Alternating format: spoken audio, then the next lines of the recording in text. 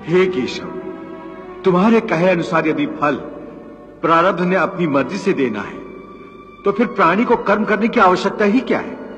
कर्म करने की आवश्यकता क्या है, ये जानने से पहले ये तो जान लो कि प्रारब्ध क्या है, प्रारब्ध कैसे बनती है। हे केशव, प्रारब्ध क्या है उसे जानने में क्या मुश्किल है? ये तो सीधी सी बात है कि जो भगवान की इच्छा है वही मनुष्य का प्रारब्ध होती है। नहीं अर्जुन, नहीं, ये धारणा सत्य नहीं है। क्यों सत्य नहीं है? क्योंकि मैं किसी के प्रारब्ध नहीं बनाता, ना मैं किसी प्राणी के कर्म अथवा कर्म फल के हिसाब में दखल देता हूं। इसलिए प्राणी की प्रारब्ध बनाने में मेरा कोई हाथ नहीं होता।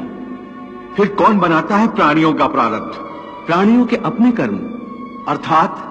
अर्थात ये कि प्राणी जैसे कर्म करेगा उसका वैसा ही फल पाएगा।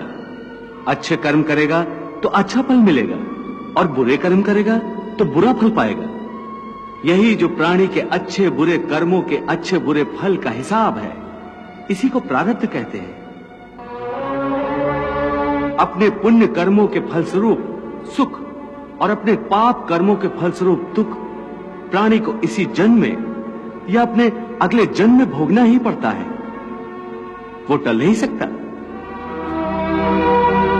इसलिए अकर्मण्य हुए बिना निरंतर अपने धर्म के अनुसार कर्म करते जाओ और मन में यह पक्का विश्वास रखो कि जिस नियत के साथ तुम कर्म करोगे उसी नियत के अनुसार तुम्हें फल अवश्य मिलेगा।